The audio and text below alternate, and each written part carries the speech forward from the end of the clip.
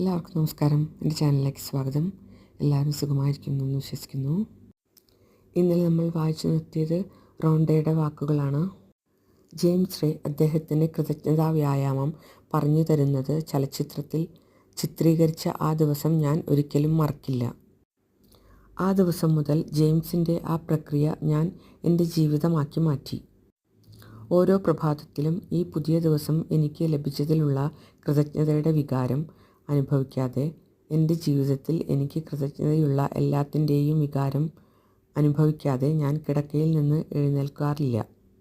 കിടക്കയിൽ നിന്ന് എഴുന്നേൽക്കുമ്പോൾ എൻ്റെ പാദങ്ങൾ തറയിൽ സ്പർശിക്കുന്നതോടൊപ്പം ഞാൻ നന്ദി പറഞ്ഞിരിക്കും. കുളിമുറിയിലേക്കുള്ള ഓരോ ചുവട് വയ്ക്കുമ്പോഴും ഞാൻ നന്ദി പറയും. കുളിക്കുമ്പോഴും അത് കഴിഞ്ഞ് ഒരുങ്ങുമ്പോഴും ഞാൻ ഉള്ളിൽ തട്ടി പറഞ്ഞുകൊണ്ടിരിക്കും, നന്ദി. ദിവസത്തെ ജോലി തുടങ്ങാൻ ഞാൻ തയ്യാറാകുമ്പോഴേക്കും ഞാൻ 100 കണക്കിന് പ്രാവശ്യം നന്ദി പറഞ്ഞു കഴിഞ്ഞിരിക്കും. ഞാൻ ഇത് ചെയ്യുമ്പോൾ എൻ്റെ ദിവസവും അതിൻ്റെ ഉള്ളടക്കവും ഞാൻ സൃഷ്ടിക്കുകയാണ്.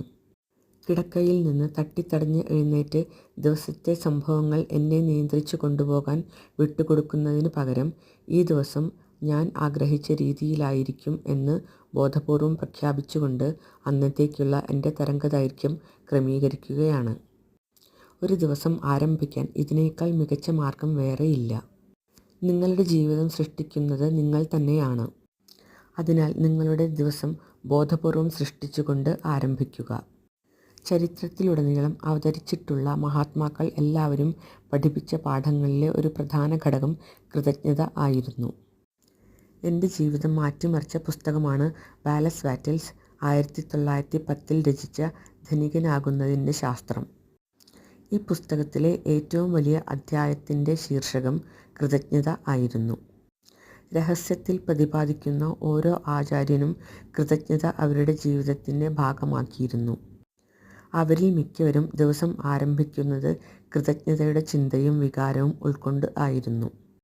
മികച്ച സംരംഭകനും ഉത്കൃഷ്ടനായ വ്യക്തിയുമായ ജോ ഷുഗർമാൻ രഹസ്യം ചലച്ചിത്രം കണ്ടതിന് ശേഷം എന്നോട് സംസാരിച്ചു.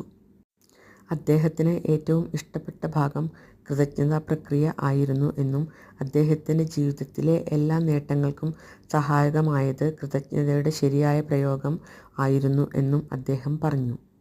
തൻ്റെ ജീവിതത്തിലേക്ക് എല്ലാ നേട്ടങ്ങളും ആകർഷിച്ച ശേഷവും ഓരോ ദിവസവും ഓരോ ചെറിയ ചെറിയ കാര്യങ്ങൾക്കും അദ്ദേഹം കൃതജ്ഞത കാണിച്ചുകൊണ്ടേയിരിക്കുന്നു.